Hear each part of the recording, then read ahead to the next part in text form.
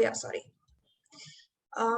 So the Living Waters Museum are currently based is currently based at the just a sec, at the Indian Institute of Science Education and Research, ISER, Pune. The TESF organization, Transforming Education for Sustainable Futures, is a research network under the UK Global Challenges Research Fund, and it is anchored at the University of Bristol. It has hubs in India, Rwanda, South Africa, Somalia, and Somaliland. In collaboration with the India Hub of TESF at the Indian Institute of Human Settlements and the Living Waters Museum at the Center for Water Research at ISER Pune, and other partners like Science Activity Center and Center for Environmental Education, we are developing water classrooms for middle school students. These are interactive pedagogical tools to inspire young minds to engage with different perspectives on approaching water, be it physical, geographical, cultural, or social, to enable them to enable an exchange of ideas and knowledge related to education for sustainable development.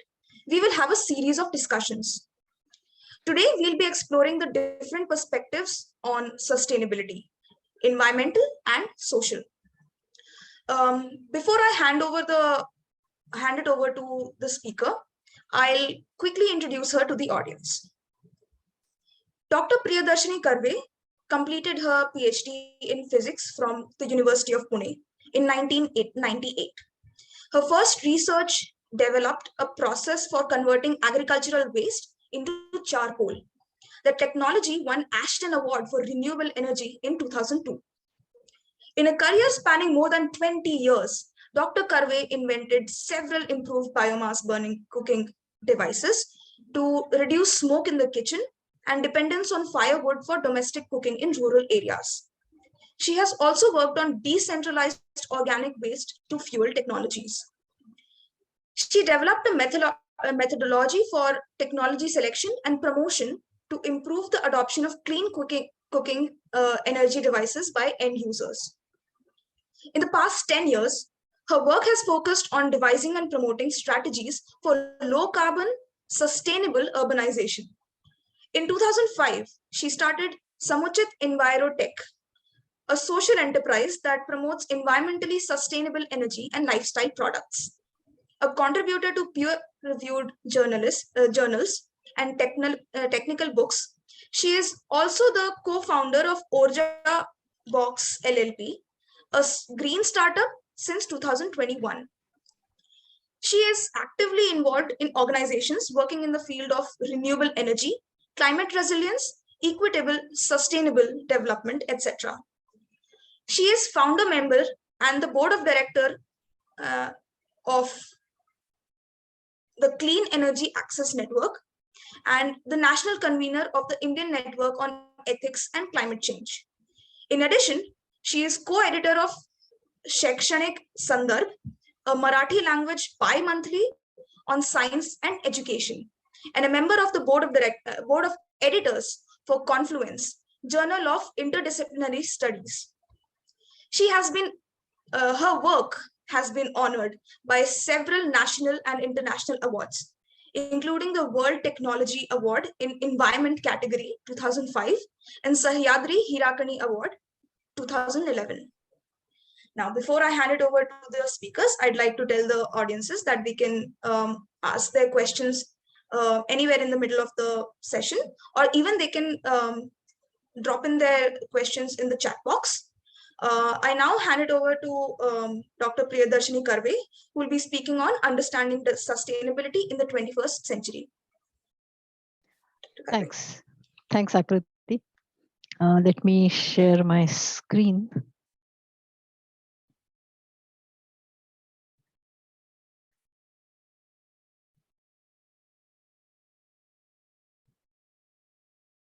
Okay. So I'm going to talk about sustainability, which is as a concept or as an idea, it evolved in the last century. But we need to now look at it in the context of climate change, the biodiversity crisis. We have to relook and maybe redefine what sustainability means to us in the 21st century. That's the uh, sort of an angle from which I'm going to talk today. So I'm sure everyone has seen this picture at some point. These three circles sort of overlapping each other, and this is a very common depiction of sustainability. uh, it is the people represent the social aspect, the profit represents the economic aspect, and the environmental aspect is represented by the planet. So this is a sort of a more stylized way of talking about the overlap between environment, society, and economy. uh, However, this way of looking at sustainability has several flaws in it. Firstly, you will notice that these are three independent circles, which sort of gives an impression that they can exist independent of each other. So that is one big major flaw. Secondly, these are three equal sized circles, which also is a bit problematic. And then the overall impression that one gets is that something has to bring these three independently existing circles together and make them overlap, and we will sort of magically find sustainability at the place where all the three circles are overlapping on each other. So this picture in itself also creates or in a way supports the conflict that we often hear, that should the economic activity be supportive of creating wealth for people or protecting environment. I mean, as if there is some kind of a conflict between these two. So there are a lot of issues with this way of depicting sustainability. The reality is something closer to this image. And I'm sure once you look at it, you will see the logic of this. The planet Earth or the environment is the biggest of the three circles. On the planet, there are several things that are going on. It's a complex system of systems with a lot of feedback loops. Life is one aspect of the planet, and within life, people, that is humans, is just one part of it. So the circle of people is inside the circle of the planet. And as a society, people do a number of things, one of which is economy. So the economic circle is within the people's circle, and a smaller part of that. And these are not even concentric circles. So if you look at this, you will see immediately that any economic activity which is harming people will not be good or will not be sustainable. Neither an economic activity which is harming environment will be sustainable, and if the society is harming environment, that also is not sustainable. So somewhere what the people do and how the economy runs should actually focus on preserving the planet. Is the major signal that this image itself is giving. um, and also that these, I mean, obviously people cannot exist without the planet, and profit is meaningless unless there are people. In fact, economy is governed by money, and what is money after all? Money is just a creation of human mind, it's a figment of human imagination. So the entire economic activity makes sense only for humans. No other creatures are indulging in economic activity, and therefore profit definitely cannot exist on its own without people and without resources, which is where the planet comes in. So that is why we must look at sustainability according to this second picture, which I'm showing on this slide. If we look at it this way and look back in history, then some interesting things can be seen, and you will also realize as I show you some of my thoughts on this, as to why I am talking about sustainability as something advanced from our idea of sustainability in the 20th century.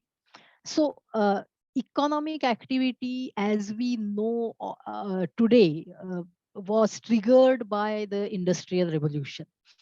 It's the industrialization which led to this global economic activity. And if you think about the companies that existed immediately after the Industrial Revolution, which started globalizing the economic activity, they were totally and entirely focused on profit making, and we're exploiting both people as well as the planetary resources. I mean, for us in India, this is very easy to understand. Think about all the European East India companies. There was a British East India Company, there was a Portuguese East India Company. All they did was to figure out how to make maximum profit at the expense of both people and environmental resources.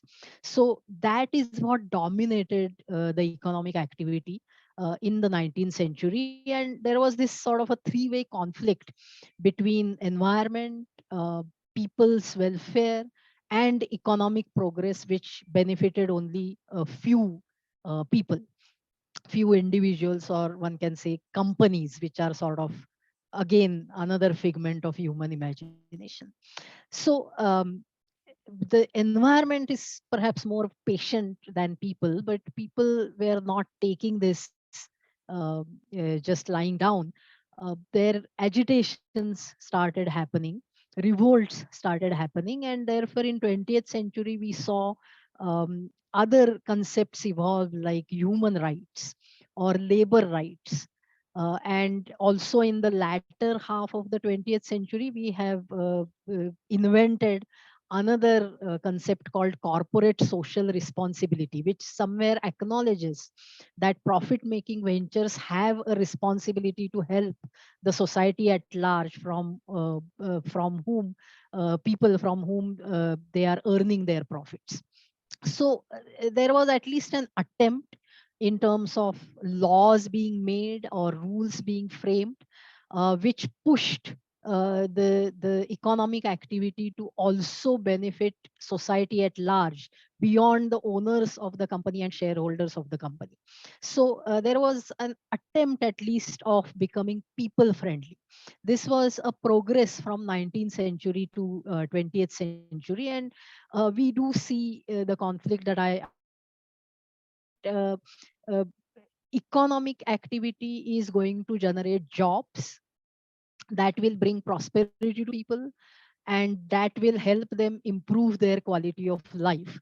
That has been one argument that has always been made to justify the same economic activity exploiting environment, that in order to benefit society, environment will have to be sacrificed. That's always the argument that is made in this environment versus development kind of a false conflict that has dominated particularly the latter half of the 20th century. And interestingly, it is during this period itself, since after 1970s, that the ideas around sustainability, sustainable development, etc., started emerging.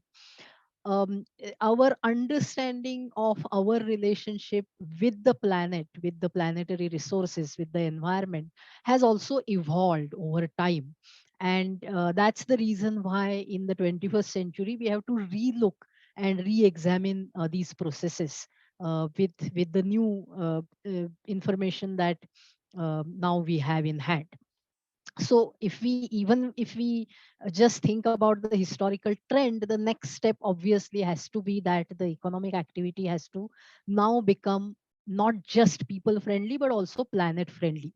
So 21st century has to in a way complete the agenda of people friendliness that was initiated in the 20th century, and it should also change the economic activity to be planet friendly. And this has become very much urgent, because now the planet also is protesting through climate change, biodiversity crisis, and many other environmental crises that are affecting us now. So there are clear signs that the conditions on planet Earth, which were conducive for human civilizations to flourish, are now changing. And that's a warning signal for us, because after all, another important point to remember here is that for us as humans, although we don't say it this way, but we have to understand that sustainability is our sustainability. I mean, the planet Earth will survive. Even life on planet Earth will survive no matter what. I mean, when life started on the planet, the conditions were much harsher and much more different than what we see today. What is changing is the set of conditions that are conducive for our existence on the planet. So when we talk about sustainability, it is sustainability of humans on planet Earth. That is what we are focused on, or that is what our concern is. And therefore we want to maintain the environmental conditions which are good for us. So in order to do that, our economic activity should ensure that those conditions be maintained. So this is a sort of the historical trend also is taking us in this direction, that we have to rethink how we do our businesses, how we run our economic activities, so that we start moving towards sustainability.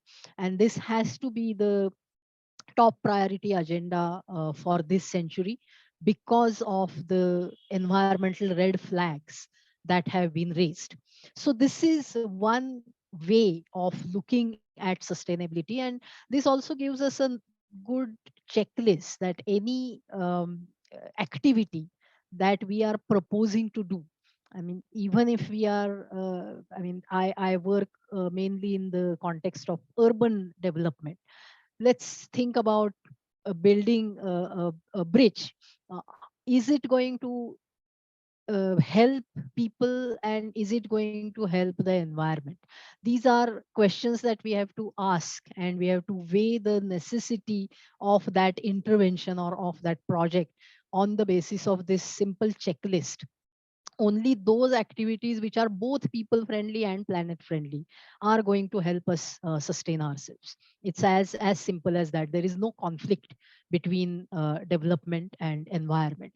That is the understanding with which we have to move forward. Um, this is another way of saying the same thing, but using another concept, which is in a way useful if you are teaching about sustainability. This can very well be a good starting point to talk about ecological footprint.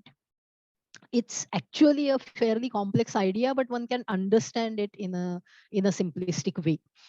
Ecological footprint is the total area that is required to sustain the entire human population for 1 year. So that's the basic definition.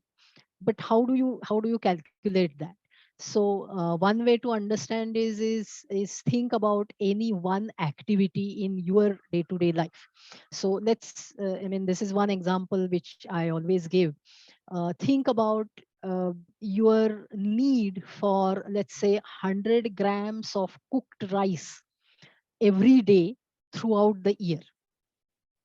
So that means for every person, for yourself, there has to be an assurance of 36.5 kilograms of rice to be grown somewhere in the first place. So there is a patch of land which gets locked into growing this rice for you. The rice is not going to grow on its own. Somebody has to sow the seed, then it has to be watered, fertilizer has to be applied. So there are resources coming from other patches of land which are required to ensure that this area will grow and produce 36.5 kilogram grain of rice. Rice is processed, then it is packaged, it goes to the market. From market, it comes to your house. There is energy being spent in each step, and that energy has to come from another patch of land. You cook the rice, again energy is consumed, and when you consume rice, you are going to generate waste. That waste has to go in another patch of land. So in theory, in principle, you can actually calculate how much land area is required to ensure that you as an individual get 100 grams of cooked rice every day for one full year. And when you add all these areas, that will be the ecological footprint of that one activity in your life. Think about everything that you do in your daily cycle, the 24-hour cycle, and your annual 12-month or 365 days cycle. At every point, we are consuming some resources, we are producing some waste. So we are utilizing resources from certain areas of land, and one can in principle keep track of all of these activities and calculate what exactly is the ecological footprint of our existence, each individual's existence, in the kind of lifestyle that we are living in. So you can go around doing this exercise for all about 8 billion people and add up all those areas, and that will give you the total ecological footprint of humanity. Of course, that's not how this calculation has been done. What is done is, there are a number of assumptions that you can make, that take a particular country. In this country, X number of people are living a particular type of lifestyle. Then you also make assumptions about what kind of and how much resources are used to sustain that lifestyle. And that is how you can make some approximations and do a sort of an estimation. Now, interestingly, as you can see in this graph also, after about 1970 or so, our ecological footprint has consistently been more than the total area of planet Earth. So one here is one Earth. It's number of Earths. That's the unit that is used for ecological footprint. Before 1970s, the entire human population was managing itself with resources obtained from an area less than the total area of the planet. But after 1970, our ecological footprint has gone on increasing, and it has gone beyond the area of our planet. So much so that if we keep on business as usual, if our economic activity continues with the same mindset of 19th and 20th century, by 2030, which is not very far off, we will basically find that ecological footprint of humanity is two Earths, which means that to sustain the human population, that is one solution. We have to find another planet exactly like Earth, which is accessible to us and which doesn't have a species like us on it. So that's one way to solve this problem. But that seems highly unlikely. So another way to solve the problem is to try and change the way we do our businesses, we do our economic activity. There is another sort of related idea which is mentioned here in this graph, and that is called Earth Overshoot Day. You may have come across news items about this recently, because the Earth's Overshoot Day this year was 28th July, which was just a couple of weeks ago.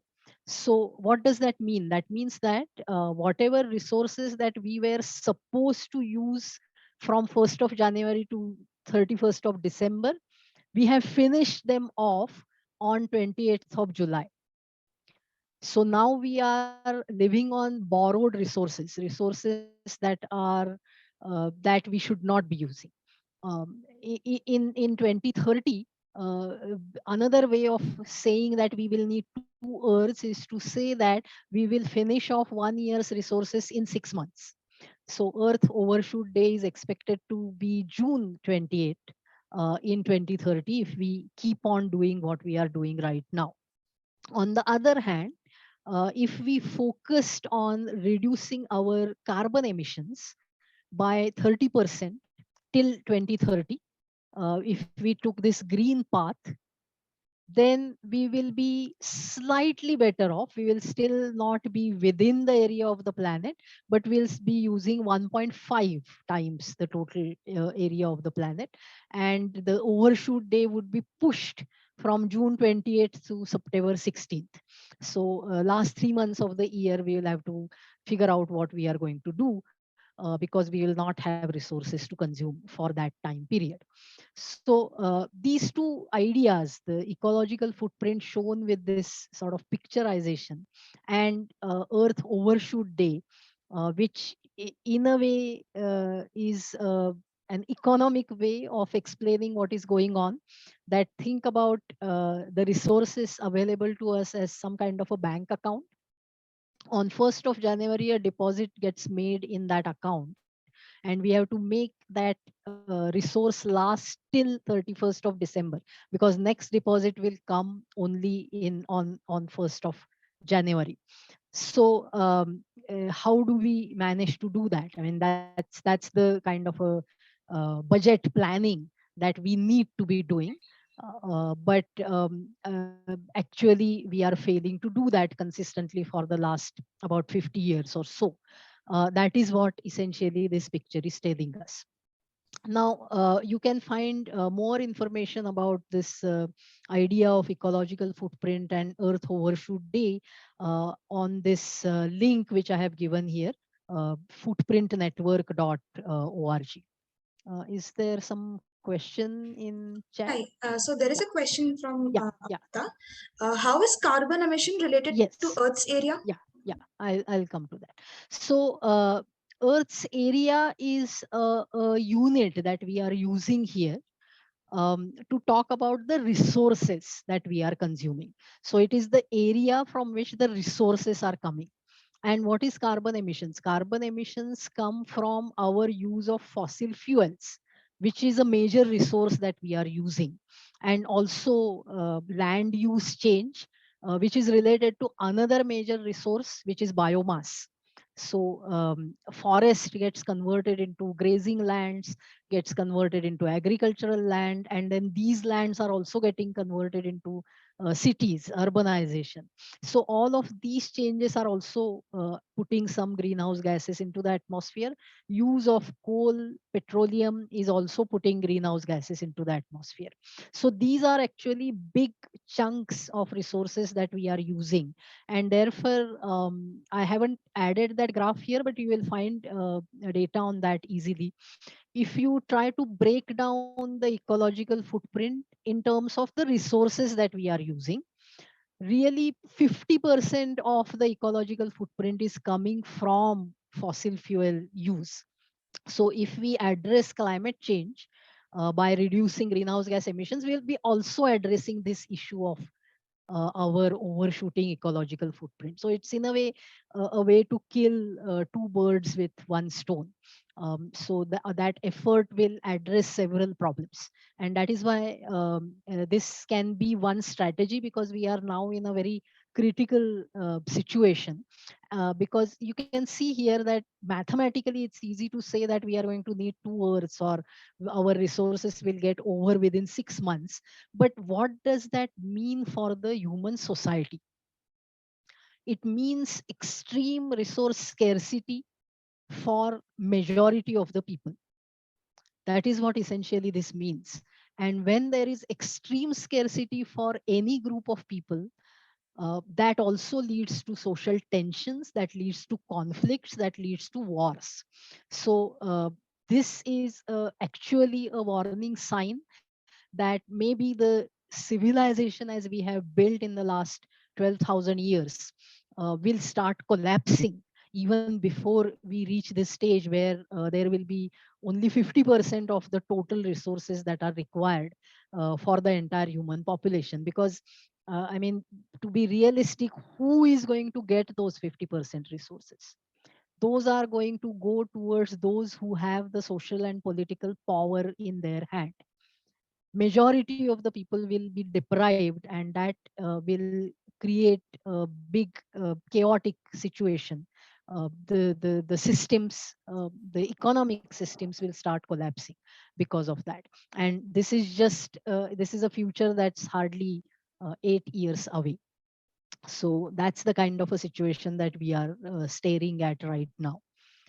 um, so I hope that answers your question. Yeah, she says she Yeah. got it. Yeah.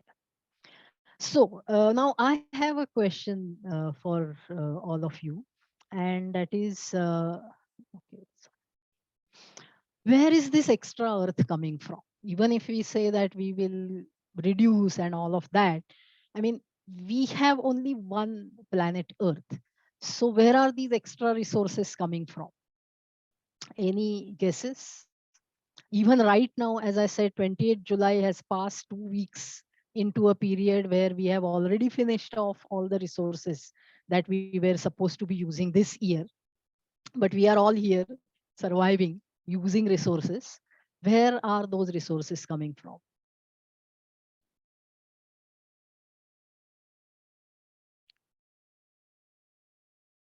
You can either put it in chat or just uh, open the mic and speak also. So there is an answer from Yeah, Amarnath. sub- Yeah. subsidized from half of the people on planet. Well, that is partially true, and this is in a way right, that we have this huge socio-economic inequality that we see around us, that some people are consuming huge amount of resources and some people are not even getting enough to have any kind of a respectable quality of life. So that is part of it. What else is going on here?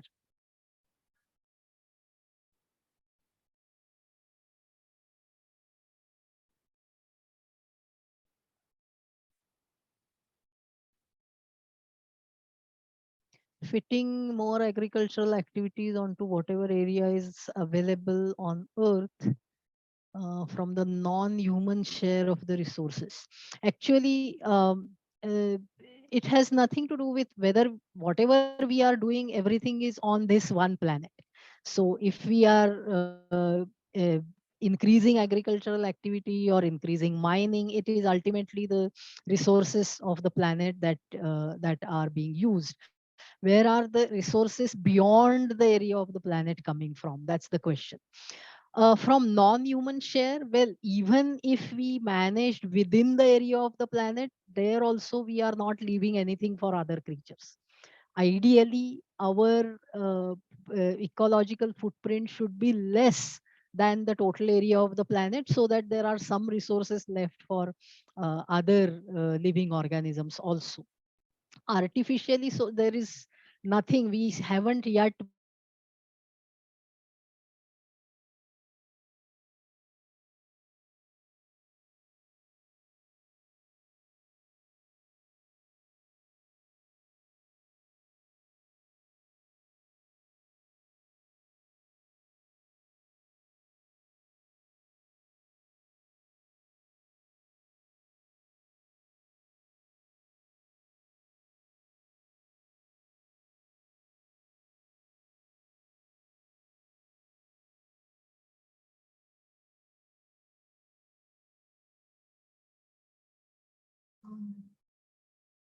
I don't know whether I'm not able to hear Priyadarshini or is my internet stuck or.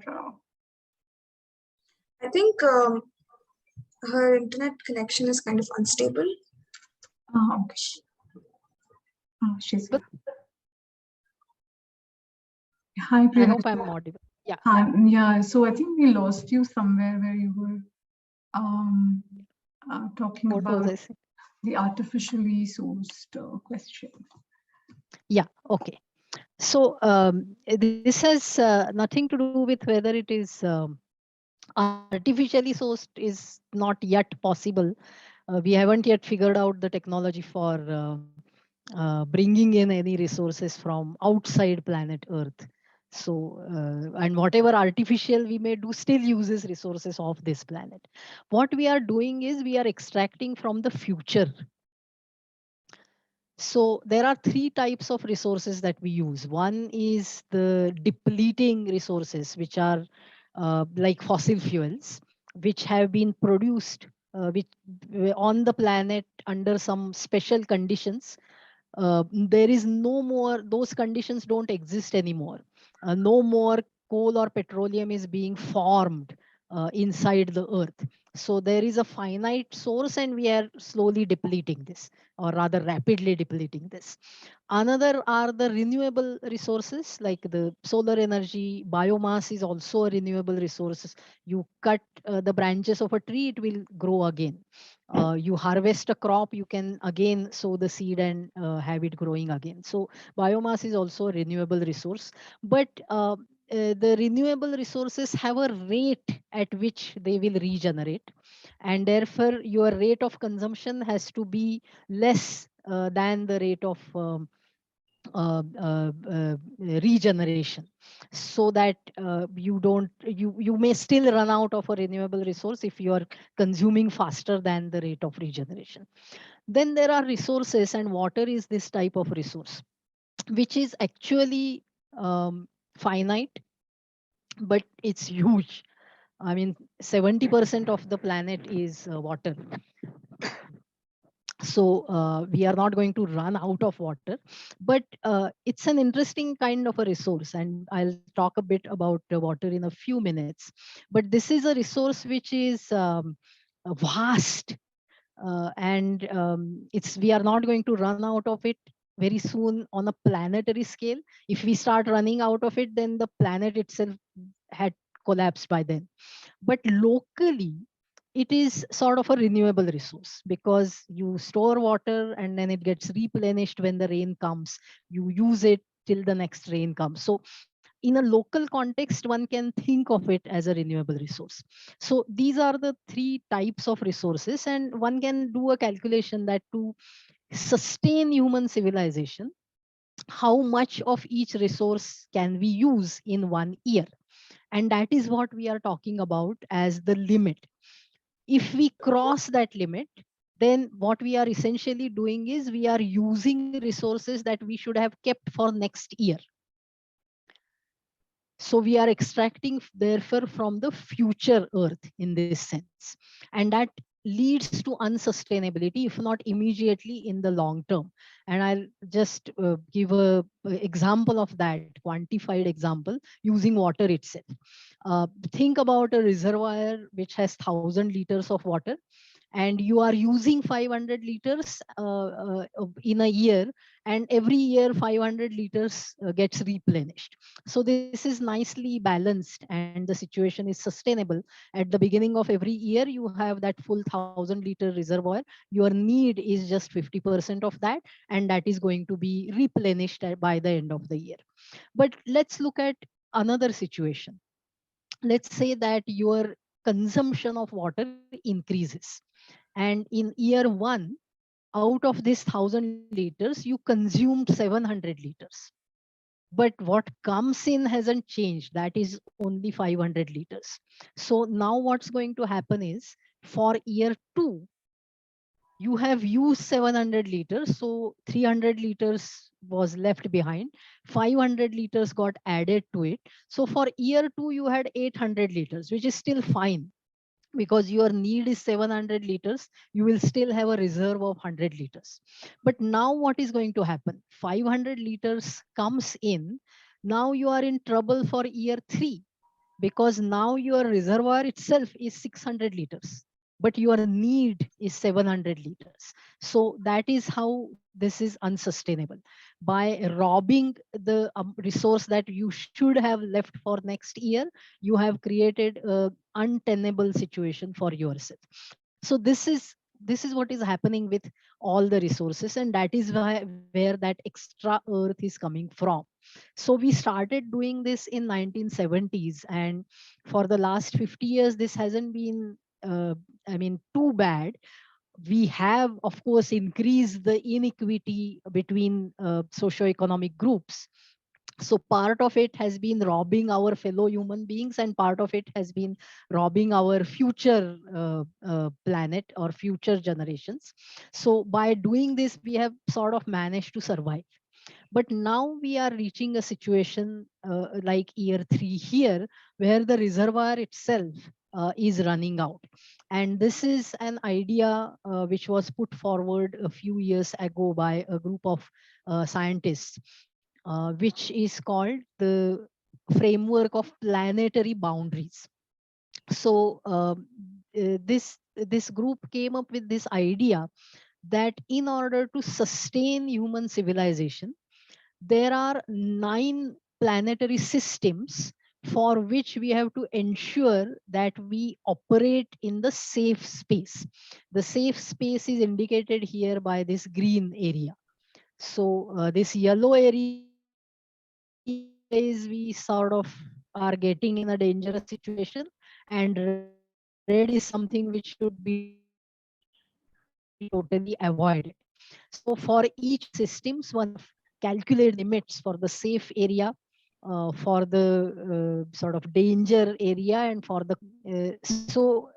you can see from this picture that for um, a couple of these planetary boundaries, we have already gone into the danger zone. And for some, we are in an area where the risk is increasing. Now, if you can see this, the freshwater use, we are still doing okay according to this picture. But our local reality is quite different. So remember that this is on a planetary scale.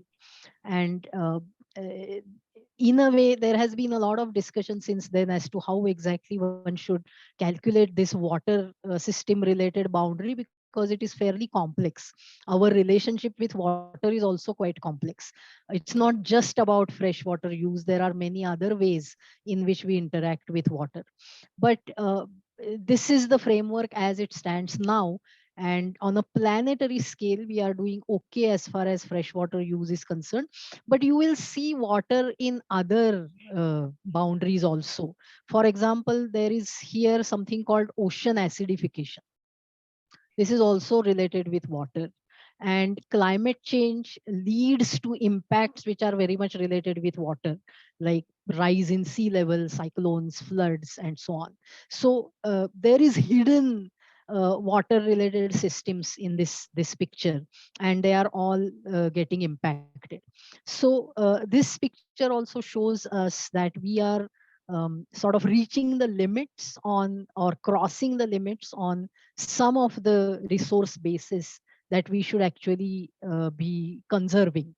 And that has brought us now in this century to a situation where unless we turn back, we are headed towards a path of no return. We will lead to systemic collapse of the human civilization. So that's again the signal which is coming from these couple of concepts of ecological footprint and planetary boundaries also. Um, so any questions so far, or comments, somebody wants to add anything? Just wanted to quickly ask, what year is this image from?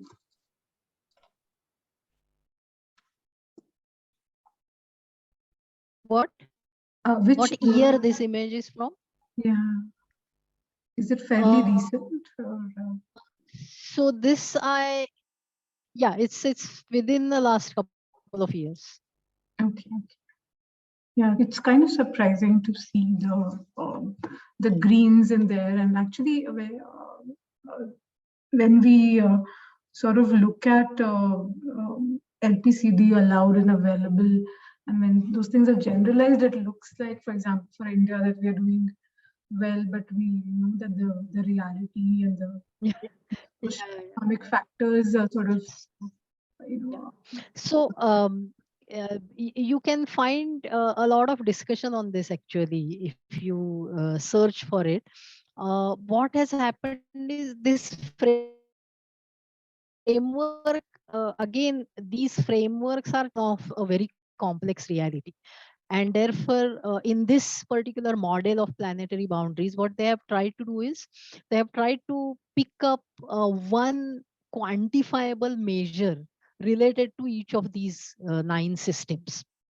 So for example, if you take climate change, it was relatively easy because we have the concentration of carbon dioxide in the atmosphere, uh, which is a good sort of a quantified measure one can use.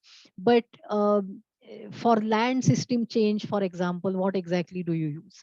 Or for biodiversity also, you can see here that there are a couple of things on which no consensus has been arrived as yet.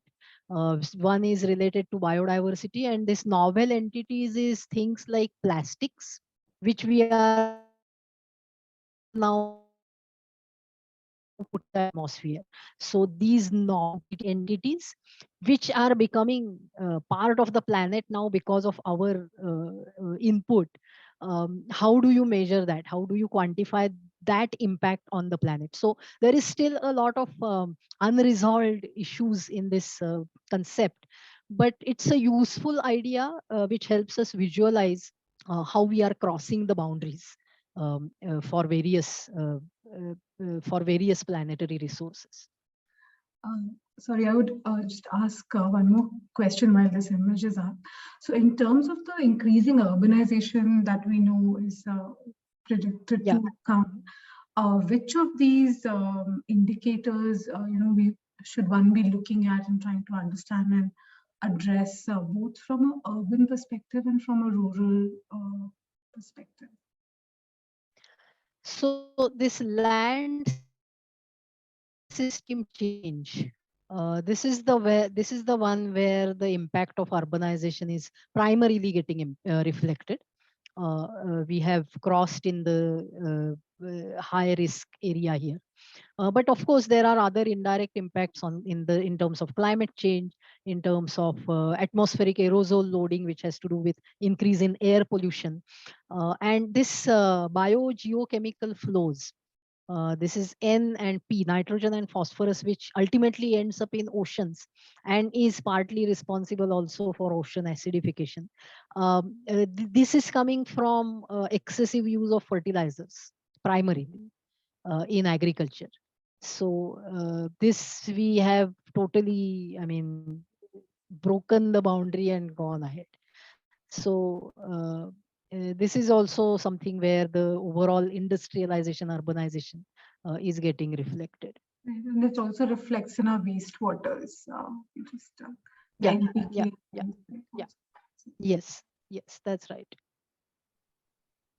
So if you follow this link here, which is of stockholmresilience.org, you will see updated versions of this model as new developments keep on coming in, or new parameters get defined, new data comes in to further refine this image.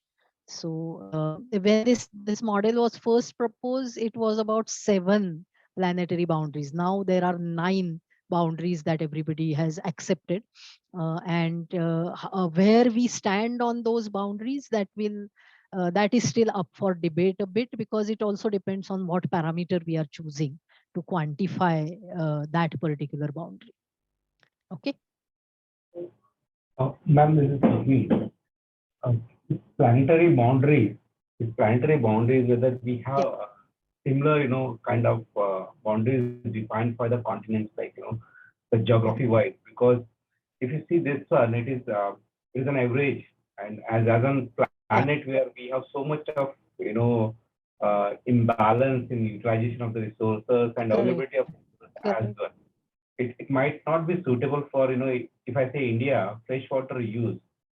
The definition what I see is, there's a lot of freshwater is available and we are not utilizing. But how it is accessible, it is availability and accessibility are two different things. Correct. So is there a kind of presentation or diagrammatic representation for that?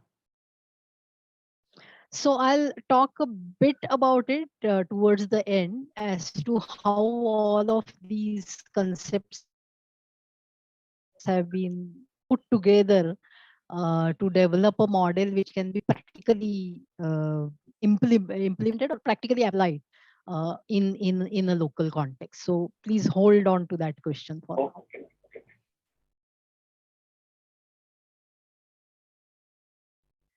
So, one point about this interesting linkage between water and sustainability, you will see that water has a very interesting relationship with all the three components that we talk about. As far as the planet is concerned, it is more water than land actually. Water shapes the geography and it also shapes the climate. There is a huge quantity of water within our atmosphere, which the humidity in the atmosphere is all the water vapor up there. That is also water, apart from the oceans and other freshwater sources. Interestingly, there is no place on the planet where water is produced. So actually, water is an alien for the solar system. How did water come in the solar system? It didn't get produced anywhere in the solar system. It came through the comets and asteroids which hit the young planets as the solar system was being formed. So these were celestial bodies moving along their own paths, and suddenly this solar system appeared in their path. So there were a lot of bombardment of the planets by these objects, and some of them deposited water on these planetary bodies. Earth was the only planet where the temperature was suitable to have the water in liquid form. Earth also had a magnetic field which kept its atmosphere sort of close to it, and the atmosphere could also therefore hold water vapor. There are traces of water on other planets too, but not in the form and quantity that we find water on planet Earth. And the chemistry of water is also very, very unique, and in a way responsible for water being the medium in which life originated and evolved. I mean, out of the more than 3 billion years that life has existed on planet Earth, only the last 1 billion years or so, life has been terrestrial. So, nearly two-thirds of the time, living organisms have been aquatic. It's only relatively recently that life learned how to live outside water. So, water is very much a governing factor in the planetary environmental and climatic system. We, as living organisms, are mainly made of water. 60% of human body is water, and this is mostly true of all life forms. It is the aqueous medium in which it is the aqueous medium in which all the metabolic interactions are happening. And to consume the food that we consume in the modern world, uh, we produce food to feed about 8 billion people, and we couldn't have been able to do that without water. So it is part of our biology, and it is also very much part of our social structure that we have created in the last about 12,000 years. And for economy also, water has played an important role. If you civilizations have formed and thrived on the shores of rivers. They are even known by the rivers, like the Indus Valley civilization. It's the river which with which we associate that. And as the climatic conditions of the planet changed and the rainfall pattern changed, rivers changed course, and that has led to fall of civilizations. Again, Indus Valley civilization is a good example of that. The way the river changed its course led to the fall of the civilization. That's the general belief among historians. And if we look at the modern world, we increasingly see conflicts between industries, agriculture, and cities. Who gets the larger share of water from a finite water body? That tussle is always there because there is a vast variety of industries which need water. And if you recall last year when that huge big ship got stuck in the Suez Canal, it suddenly brought home to everybody how much our economy depends on transport, because that itself led to ripples in economies worldwide. So even our economic activity is closely sort of intertwined with water access and availability. So in a sense, one can think about how we are using water and how we are doing with water as a resource can be a very good indication of how we are doing on sustainability locally. So if locally we are facing water shortages, then that is going to affect our economic activity, it is going to affect our food production, and it will affect the local microclimate also. And in that sense, the local sustainability then gets affected. So there is a very close relationship between how we utilize, conserve water with whether we are headed towards sustainability or unsustainability. So I will just talk about a couple of emerging ideas quickly before I stop. And that will also partially, hopefully, answer the question that was asked earlier. Uh, Remember that the 21st century agenda now is twofold. One is we want to maintain the environmental integrity of planet Earth that is needed for our survival. And at the same time, we want to ensure decent quality of life for all human beings. Are we on the right track? Are we moving forward in this direction? One very interesting measure which has been proposed a few years back around 2015 is called Social Progress Index. And this is sort of roughly based on the Sustainable Development Goals. You can see that there are four indicators under each of these three pillars there: basic human needs, foundations of well being, and opportunity. And water and sanitation is right there in the very basic human needs. So these again, this is an independent group not related with UN, but they use the SDG framework and picked out these questions for which one can sort of get reliable data and put some numbers and do a calculation. And this is the report card, so to say, of the entire world. And you can see that we are doing sort of okay on the basic human needs, but not so great, particularly on the opportunity side, we are falling behind, and not so great on the foundations of well-being either. The World Social Progress Index score, and this is data from 2021, currently we are scoring sort of 65 points. Your score is 65%. But this is on a global scale, which doesn't really, as you rightly said, this is a very averaged out situation. What is happening locally? What is happening as far as our country is concerned? So, for comparison, who is on rank one? It is Norway with a score of nearly 93%. India's rank is 115, 115, with a score which is about 59, which is less than the world average. And this is from data available from 168 countries. So we are on the lower, in the lower bracket in this case. So that gives you some idea as to where we should be and where we are right now. So if you further unpack the India data, and And if you go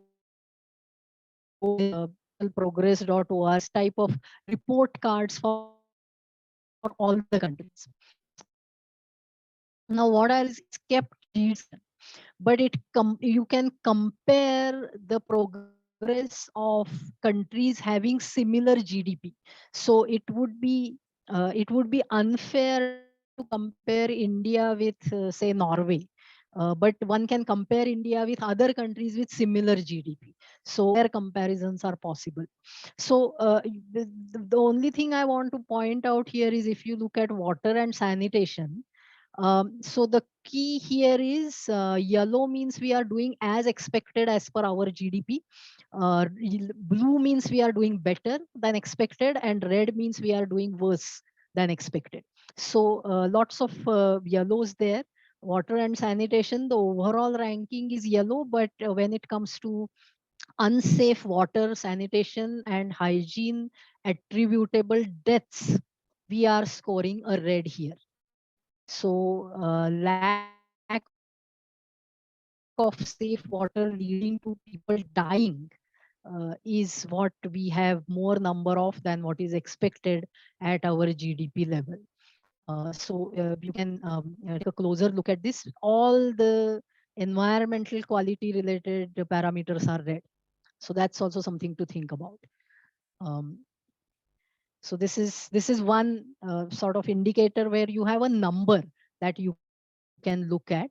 And another is a qualitative framework, which is again, it's a new economic theory, which is called donut economics, which sort of brings together these various ideas.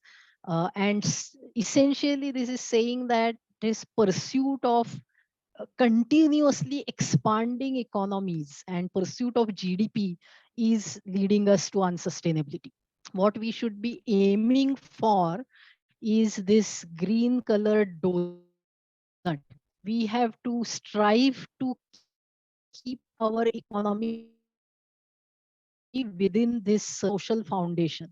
So our consumption of resources should not fall below a level where we start creating deprivation on these parameters.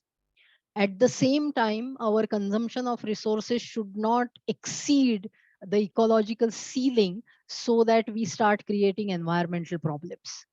So this is the donut economic framework, and this framework is something which can be applied to individual institutions, cities, and many cities in the world have actually started reframing themselves according to this new model, especially in Europe. So it would be interesting to see how that goes. Amsterdam was the first city which declared that it will adopt this model to plan its future, and that was about a couple of years back. So it is something which is that new, but this is an interesting model which sort of lends itself to be looked at from a global perspective and also brought down to a local situation, where you can define your social foundation for your country and how the boundaries are getting crossed as far as your country is concerned on ecology, and then plan for an economy which is between these two limits. So this is a model. Again, I have given here a link which you can look at for more information. But this is an interesting new economic theory which I think unfortunately, the economy education hasn't yet taken note of this, but it should. Take a look at this. So I'll just end by just mentioning this, that at Samuchit Envirotech, with all this understanding, we are focusing on two things. One is creating awareness primarily around this donut economic model applied in a local Pune context, where we are talking about sustainably smart and climate aligned urbanization, and we are focusing on citizen awareness and policy advocacy. And the other idea relates to something which I talked about right in the beginning, that in the 21st century all economic activity should be social and green. So we feel that the social entrepreneurship and green entrepreneurship should not be sort of additional sidelines of the mainstream business activity, but they should become the mainstream activities now. And from with that belief, network of green entrepreneurs, at least on Pune city level, and trying to give them a platform to grow and rope in more entrepreneurs into this philosophy of green entrepreneurs should be the mainstream. And the traditional businesses should now give way for them. So around so I'll stop here. My email address is also there, and I would be happy to respond to questions right now. So I'll stop sharing.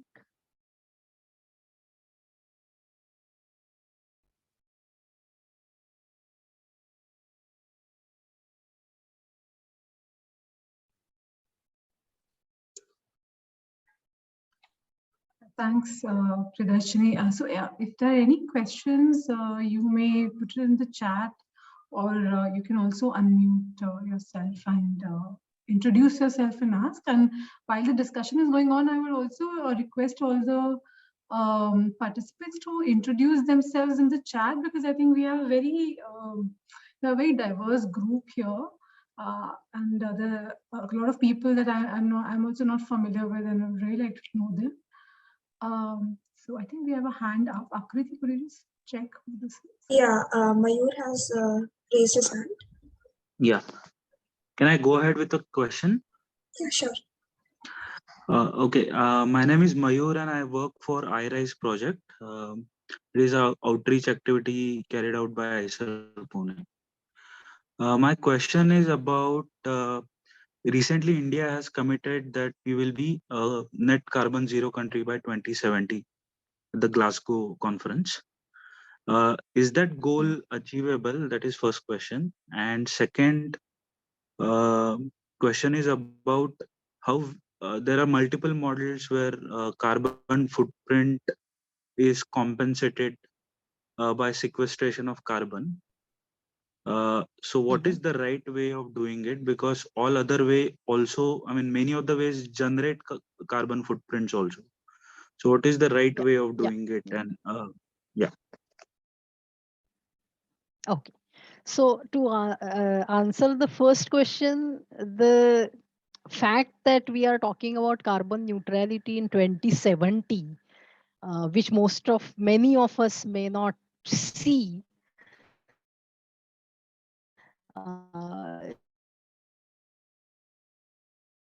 it's a meaningless target.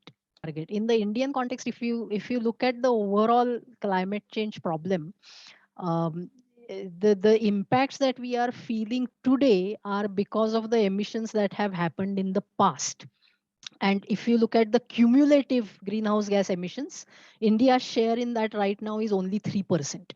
So the current climate crisis has nothing to do with we have nothing to do with that. It is because of emissions by the developed countries. Even in 2050, with our growing economy and all, in the cumulative emissions, our share will be only 5% in 2050. So the point is that even if India becomes carbon neutral in 2050, forget about 2070, that will hardly make a dent in the climate crisis. It is more imperative for the developed countries to become carbon neutral than for the developing countries. So In the future, it is our increasing current emissions, because if developed countries reduce their share, then our share is going to look bigger and the responsibility on us will increase. But the point is that at this point in time, unless the developed countries are genuinely seen to be moving towards carbon neutrality, whether India starts moving towards carbon neutrality or not in whichever year, is not going to make any difference. So that's something which we have to understand as far as these targets are concerned. What has simply happened is there has been a lot of pressure on us to declare a date, and we have succumbed to that pressure and declared a date. That's all there is to it. So let's not think too much about it. We have started making progress towards reducing emissions, and that will continue at its own pace. But setting unrealistic targets would have been worse. We have set a target which, even if we achieve, don't achieve, it's not going to make much of a difference. So that's fine. To answer your second question, the best way to deal with climate change is to reduce emissions, not compensating. Compensating won't solve the problem. As long as there is high percentage of carbon dioxide in the atmosphere, we'll keep on facing the impacts. So everybody has to work together to reduce greenhouse gas emissions first and foremost. We will, of course, not bring the emissions to zero. There will always be some emissions. So for those emissions, then we compensate by sequestering or offsetting or whatever. That is the right way forward. Unfortunately, there is too much emphasis on sequestering and offsetting, rather than actually reducing. So that's also part of that insincerity of the developed world in dealing with climate change. So to understand climate change, one has to understand the politics behind it Yeah. more than the science, to an Uh, extent. Sorry, but I have just one more question. Since you are working with, you are trying to create a local awareness about this all issue in Pune. Uh, do you think involvement of local urban bodies in this will impact or bring any change? And if that is the way forward, how to go about it? So yes, definitely, because it's the local urban bodies which set the agenda for urban development. But what will bring them in?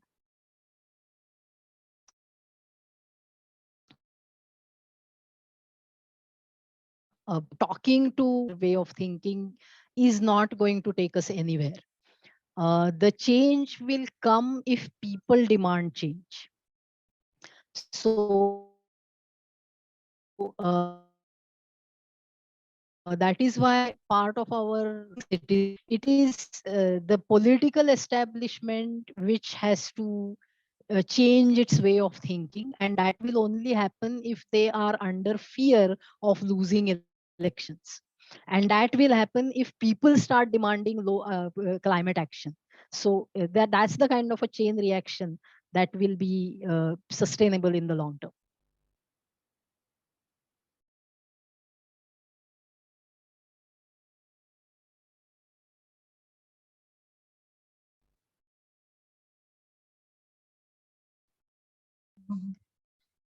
Akriti, you have some questions or somebody else?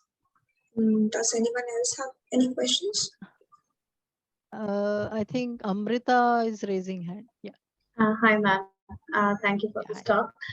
So I am a PhD student at Earth and Climate Science Department at IISA Pune. So I have two questions. Since you are involved in developing projects, so what is the scenario when it comes to climate finance in India? Mhm. And is there really good funding opportunities available? And how is the overall picture? How does it look like? Because climate is just one part of the entire sustainability. Are there enough funds for other development activities as well? So that's a good question, but I don't really have a full answer to that, because I haven't closely looked at this. Climate finance is in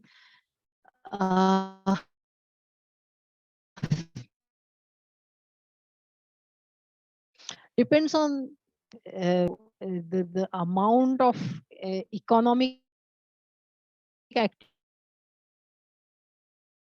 that needs to happen is not happening. Are disinvesting from fossil fuel industries, and more and more funds are getting set, which are saying that they are willing to fund green enterprises. In fact, this new bank that was set by China is the main promoter, and India is a big investor in that bank. AIB,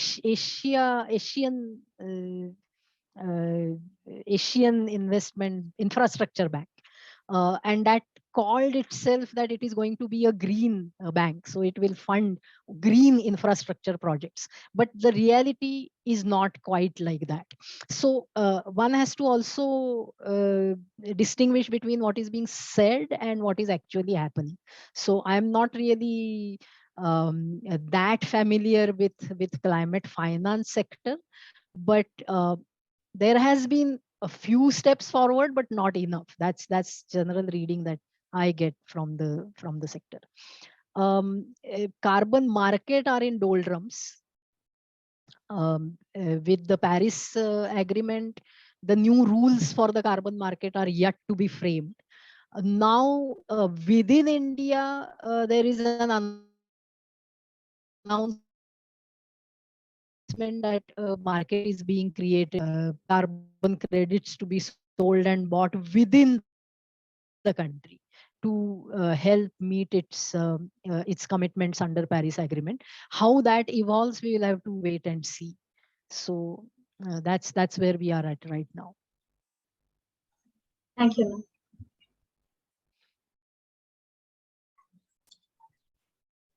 I think Nidhi has a question. Would you like to? Yes. Good evening, ma'am. The session was wonderful. I'm Nidhi Jain from BK Patel Memorial School, and I teach school children, especially middle school students. So, ma'am, my question is, whenever we talk about carbon footprint, because usually when we talk, we tell children reduce your carbon footprint, but the term is for us like daily we are using, but actually in depth, even we teachers feel how to take certain simplified activities in class so they understand the topic of carbon footprint. So if you can suggest simple activities through which they understand the concept of carbon footprint, what is carbon footprint actually, and if they do this activity they have less carbon, they are generating less carbon footprint. So if you can suggest. Yeah. So I have actually, as a part of a course that I was teaching, but to undergraduate students, I designed a carbon footprint calculator. A very simple calculator where you just add your electricity consumption, your cooking gas consumption, your vehicle related data, and a couple of other numbers. And that gives you a fairly good estimate of your family's carbon footprint. So at least in my undergraduate class, the students, when they got this data from their families and did that calculation, their outlook towards climate change certainly changed. So you can also try that. I can send you the calculator is in the form of an Excel worksheet. There is also a web app, but that may not be very easy for students to use. We also do workshops actually, but not with school kids. You and your fellow teachers about this, how to use the calculator, and then you can decide how to implement it in your classrooms, because the background science and maths, at what level the students are, you will have to build on that. But the basic framework is definitely there. Would be happy to share with you more information. I think Purnima is there. Purnima, can you just put your email address in chat? If a line to her, she will share more details how to do this. Okay, ma'am. Thank you so much, ma'am. Yeah.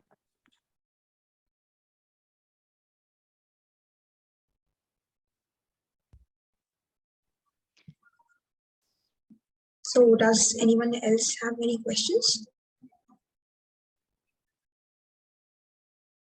So we actually, as a part of our citizen engagement, we also have WhatsApp group called Citizens for Sustainable City. So anyone who is interested in further discussions on these issues, you can join that group. And my colleague Purnima, she can put the, or you can just drop her a line, because I'm not sure whether you can click on links in Zoom chat.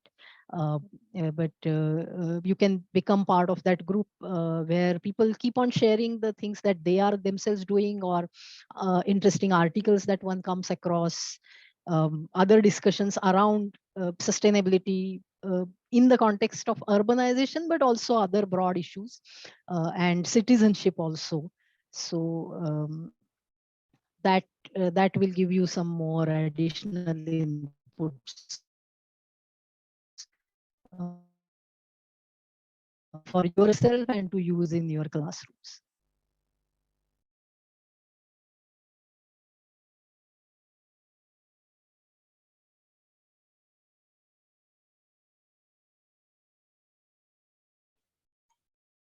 So if no one else has any questions, I would like to thank Dr. Karve. I really liked your session. My perspective about how ecological footprint works and how we're borrowing from the future was kind of eye-opening, and I really enjoyed your session. I would now like to call Dr. Chavi Mathur for her comments on the session. Thanks, Akriti. Thank you. So thanks a lot, Priyadarshini. I think that so we started. So we were talking to Manav, who's another ICE student, and he, he sort of did the research in the beginning when we were trying to, understand how shall we talk about sustainability frameworks, and he started talking about the indices.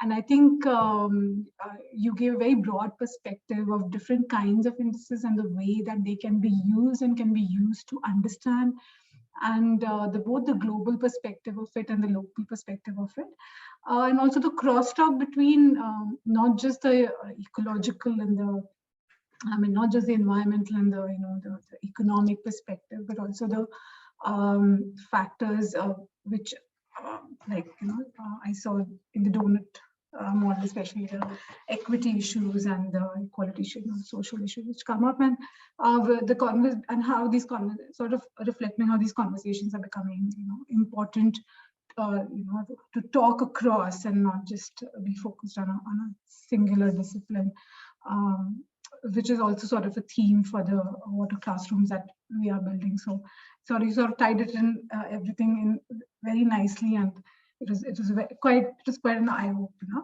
Thanks a lot for joining us. Yeah, thanks. Right. So I'd like to end the session by telling all the audience that the Living Waters Museum will be organizing more such talks and discussions. We are active on various social media, Instagram, LinkedIn, and much more. So please do follow us for more updates. I would also encourage you to drop in the chat box suggestions for the topics that you would like us to hold discussions on. You could also message us the suggestions on our social media handles. Thank you so much for joining, and we hope that everyone got out something from this session. Thank you. Thank you.